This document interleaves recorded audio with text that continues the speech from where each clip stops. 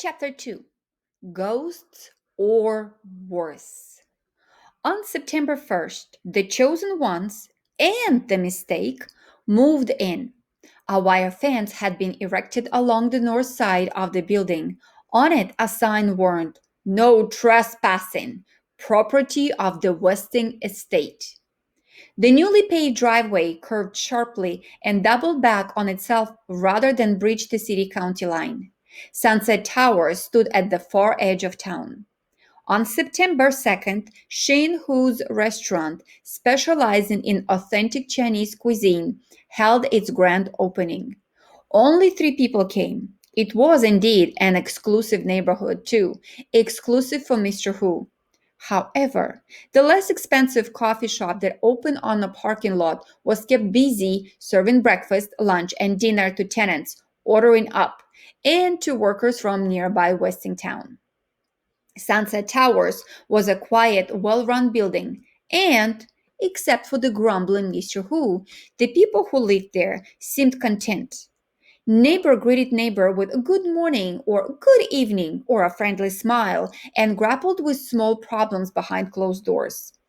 The big problems were yet to come. Now it was the end of October. A cold, raw wind whipped dead leaves about the ankles of the 4 people grouped in the Sunset Towers driveway. But not one of them shivered. Not yet. The stocky, broad shouldered man in a doorman's uniform, standing with feet spread, fists on hips, was Sandy McSuthers. The 2 slim, trim high school seniors, shielding their eyes against their stinging chill, were Theo Theodorakis and Doug Hu. The small, wiry man pointing to the house on the hill was Otis Ember, the 62-year-old delivery boy. They faced north, gaping like statues cast in the moment of discovery, until Turtle Wexler, her kite tail of a braid flying behind her, raised her bicycle into the driveway. "Look, look! There's a smoke! There's a smoke coming from the chimney of the Westinghouse." The others had seen it. What did she think they were looking at anyway? Turtle leaned on the handlebars, panting for breath. Sunset Towers was near excellent schools, as Barney Northrop had promised, but the junior high was 4 miles away. Do you think do you think old man Westing's up there? Nah, Otis Ember, the old delivery boy answered. Nobody's seen him for years. Supposed to be living on a private island in the South Seas. He is, but most folks say he's dead. Long gone dead.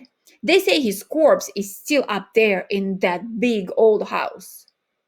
They say his body is sprawled out on a fancy oriental rug and his flesh is rotting off those mean bones and maggots are creeping in his eye sockets and crawling out of his nose holes.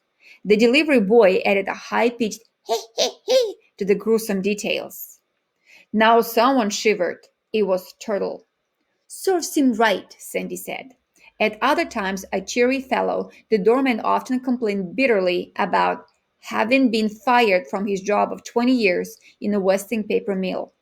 But somebody must be up there, somebody alive, that is. He pushed back the gold braided cap and squinted at the house through his steel framed glasses as if expecting the curling smoke to write the answer in the autumn air. "Maybe it's those kids again." "No, it couldn't be." "What kids?" the 3 kids wanted to know. "Why, those 2 unfortunate fellows from Westingtown." "What unfortunate fellows?" The 3 heads twisted from the doorman to the delivery boy.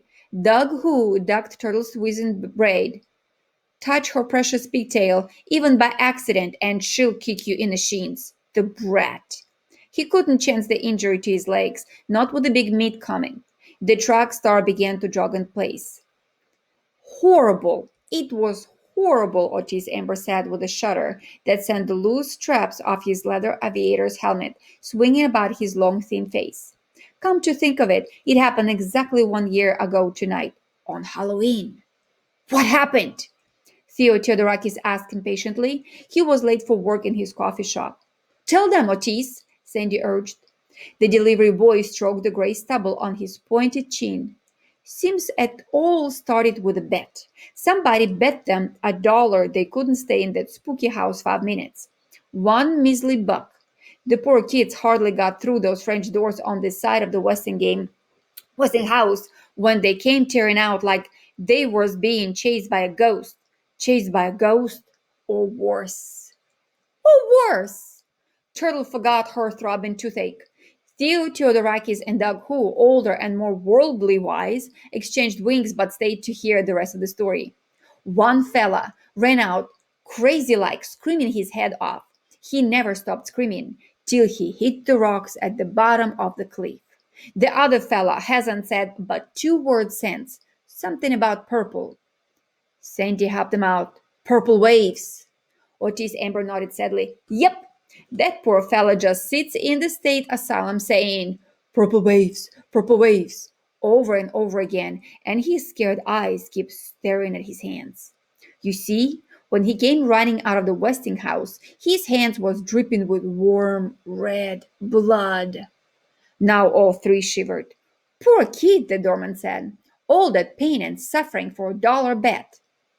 Make it $2 for each minute I stay in there, and you're on, Charles said.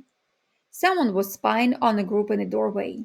From the front window of apartment 2D, 15-year-old Chris Theodorakis watched his brother, Theo, shake hands, it must be a bet, with the skinny one pigtailed girl and rush into the lobby.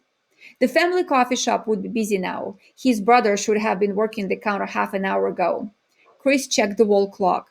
2 more hours before Theo would bring up his dinner. Then he would tell him about the limper. Earlier that afternoon, Chris had followed the flight of a purple martin, Pont Suisse, across the field of brambles, through the oaks, up to the red maple on the hill. The bird flew off, but something else caught his eye. Someone, he could not tell if the person was a man or a woman, came out of the shadows on the lawn, unlocked the French doors, and disappeared into the Westinghouse. Someone with a limp. Minutes later, smoke began to rise from the chimney. Once again, Chris turned toward the side window and scanned the house on a cliff. The French doors were closed. Heavy drapes hung full against the 17 windows he had counted so many times. They did need drapes on the special glass windows here on Sunset Towers. He could see out, but nobody could see in.